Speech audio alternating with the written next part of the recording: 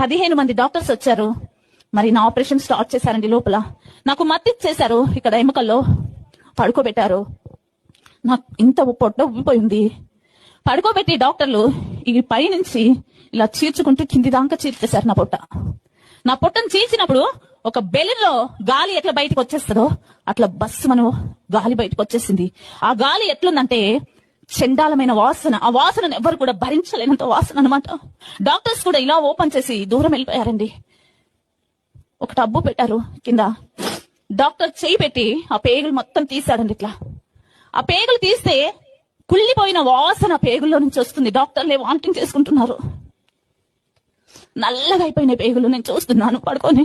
ఆ పేగులు తీసి టబ్బులో వేశారు.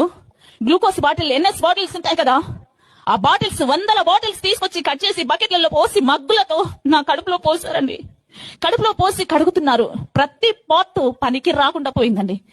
నాకు తెలిసి నా కడుపులో కంపల్సరీ క్రిములు ఏర్పడి ఉంటాయి. అంత దుర్వాసన పట్టి అంత బ్యాడ్ గా ప్రతి భాగం అయిపోయింది. ఎంతసేపు కడిగారో తెలుసా అండి? 100 బాటిల్స్ కట్ చేసి బకెట్ల నీళ్లు పోసి కడిగారండి.